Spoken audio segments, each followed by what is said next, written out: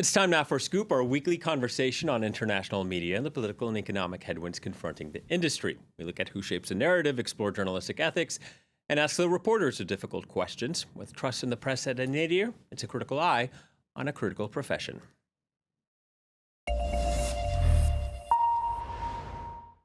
This year's White House Correspondents' Dinner was unlike any other. Not only was it the first one Donald Trump attended as U.S. president, but shortly after he took a seat, a gunman attempted to storm the event. There were few details at the moment, but there was plenty of confusion, fear, and bravery. Here's a Daily Show poking fun. The incident happened in a room full of journalists, and there was one fact the media could report on with certainty. They're heroes. You really saw the best of the entire D.C. press corps on display. Credit to the journalists, by the way, who continue to do their jobs in that room. Wolf, you are an international treasure. I have to say we are lucky that we have a reporter like you who happened to bear witness. You have some people who are legends for a reason. Wolf Blitzer is one of those people. Did Wolf Blitzer die on Saturday? Wolf Blitzer did not die. Now, Trump was upbeat after returning from the venue, even being conciliatory toward the media as he briefed the press. Take a look. This was an event dedicated to freedom of speech that was supposed to bring together members of both parties with members of the press. And in a certain way it did, because the fact that they just unified, I saw a room that was just totally unified. It was in one way very beautiful. A very beautiful thing to see.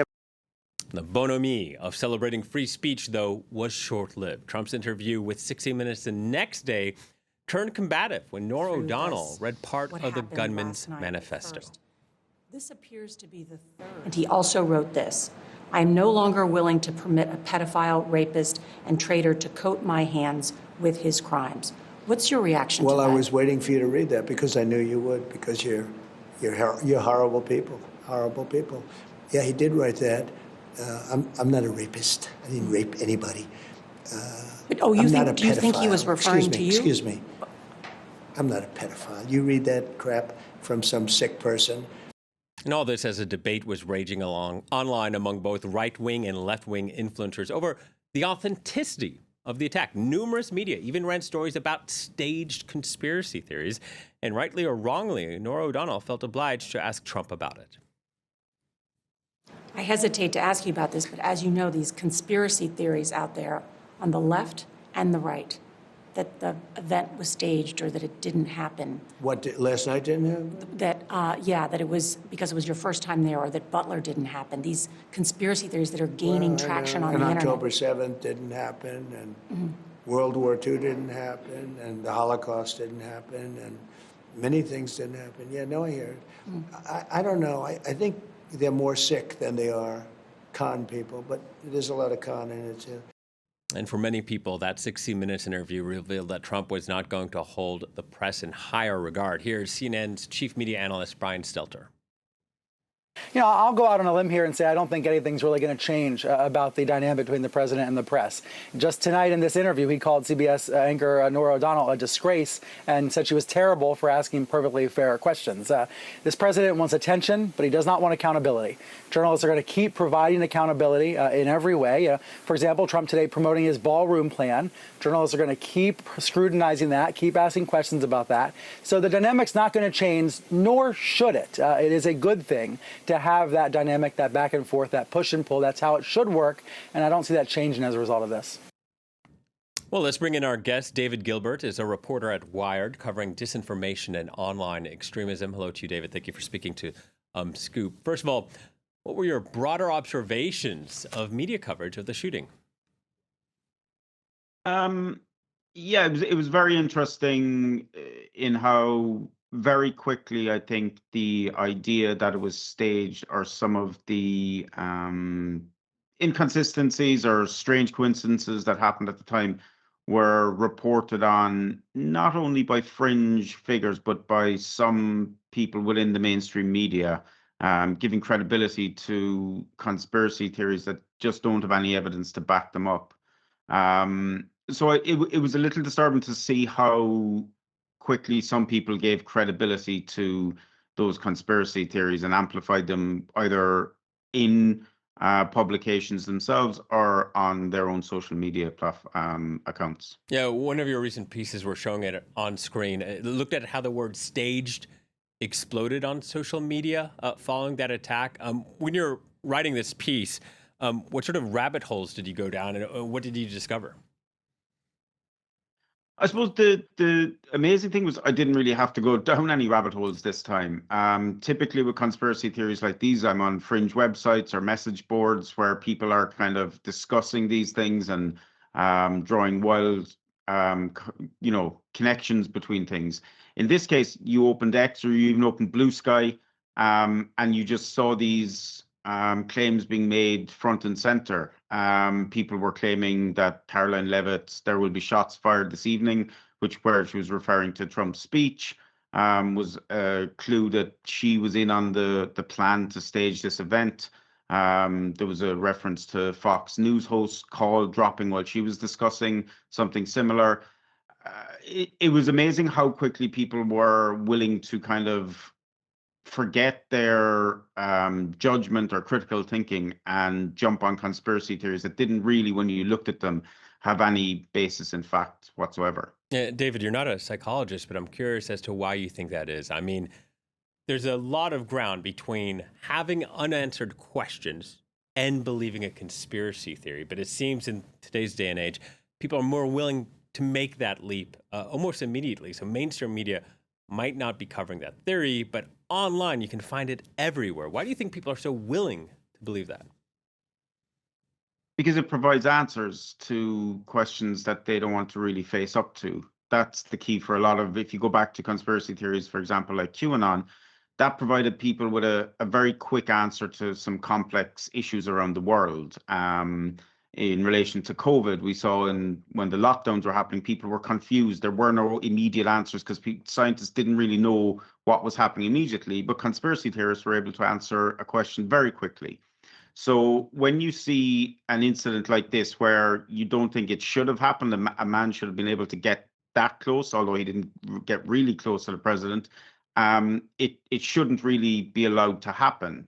And yet it does, and it's the third assassination attempt in the space of less than 2 years. So it really is something that we've never seen before. So instead of saying that, this is because of the rhetoric that Trump and his administration has been putting out, and people in the US are really angry about this to the point where they're willing to do what the alleged shooter did on Saturday night, they're just jumping to conclusions that Trump faked it. And I think Trump himself is to blame for a lot of this because he has endorsed so many conspiracies over the course of the last decade, including, of course, the allegation that the 2020 election was rigged. So he has created this environment where people's first instinct is to jump to the easiest answer, not necessarily the correct one. Yeah, you also mentioned mainstream media had a role in that. What is its role? Is it amplifying these conspiracy theories? It's hard to say exactly where the balance of power lies, but like a lot of this is coming from online. But in a lot of cases, especially with partisan media, they are endorsing and amplifying the claims being made. Especially, for example, like the 2020 election, we've seen partisan right-wing media outlets promote the idea unquestioningly that the rigged election or that the election in 2020 was rigged. And so that's created this kind of baseline for people to believe that it's true and that what Donald Trump is saying is true. And so now what we're seeing on the other side is we're seeing that some of the kind of more left-wing media outlets and media figures are promoting this idea that the Butler assassination in 2024 and the White House Correspondents' Dinner attempt last Saturday were both staged. And so I think what it does is it gives credibility to these conspiracy theories, even when people are saying they're not saying it outright, they're just asking questions. Just the fact that they're raising the possibility that something is going on here allows people to kind of go down those rabbit holes and fully believe that there's conspiracy theories at play. Yeah, and David, it's an amazing coincidence also because just a couple of weeks ago you were working on a piece on this, as you alluded to, Trump had 2 other previous assassination attempts. You were writing about the first one in Butler in the summer of 2024, which is when a bullet grazed Donald Trump's ear. And you wrote this piece about how not just that people believe the conspiracy theory that maybe it was staged, but how more and more people are believing that, despite time going by. I mean, how does that happen? How is that snowballing? This is an interesting one because I think initially when the shooting in Butler happened, it was left-wing accounts online who came out like they did last Saturday and claimed that the whole thing was staged. And that fell away, that narrative fell away for a while. But in the recent months, it's been kind of MAGA figures like Tucker Carlson, Marjorie Taylor Greene, Candace Owens, who have been pushing the idea that Butler was staged. And the reason it's kind of come back up now is because of, people are not happy with what Trump is doing while he's president. And so they are now going back to look at things to undermine his position. And one of those is the Butler assassination attempt. And the reason they're picking on this is because there is no real clear motive for why the shooter did what he did. It's not clear-cut. The information about his background there hasn't been a huge amount of information coming out about him, and people don't know really yet why he did it. And the FBI themselves, under Kash Patel, closed the investigation in November. So even though Kash Patel was in there and he said he was going to get to the bottom of it, he found nothing. And so when people see that and see a lack of transparency, they read into it things that aren't really there. And so now what we're seeing is the Butler assassination attempt is being used against Trump to undermine his position because of unpopular things that he's doing elsewhere, such as the war in Iran and the immigration crisis. So I think it's interesting to see how MAGA is kind of latching onto that now and trying to push it to hurt Trump ultimately. Real quickly, David, just want to get your take. Just days before this shooting at the White House Correspondents' Dinner, late night host Jimmy Kimmel made this joke. Listen to this. Our First Lady Melania is here. Look at Melania, so beautiful. Mrs. Trump, you have a glow like an expectant widow. Now, David, that was before the shooting. Kimmel has defended the joke, saying he's talking about the age gap between Donald Trump and Melania. But the First Lady didn't take kindly to it, did she?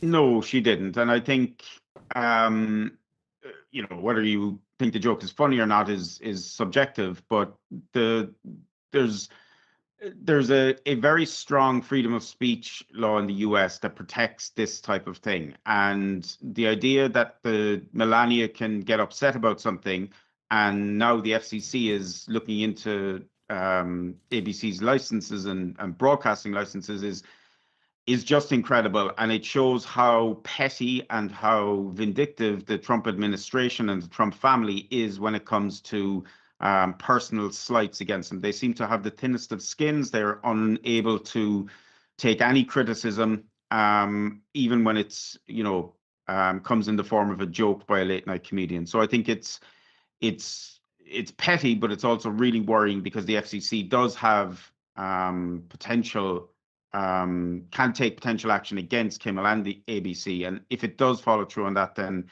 it's a worrying precedent to set for freedom of speech in America. David, thank you so much for your time. David Gilbert from Wired joining us. And we end with our quote of the day. It comes from Jim Garrity's opinion piece in the Washington Post amid debate about whether Trump would move or try to move the event to the White House or even the ballroom. And Garrity wrote, quote, "If it is moved particularly to a ballroom seen by many as a narcissistic president's monument to himself, it won't be perceived as merely acquiescing to unpleasant but real security concerns. It will be perceived as acquiescing to the president himself." That's it for this edition of Scoop. Thank you for watching, and please stay tuned to France 24.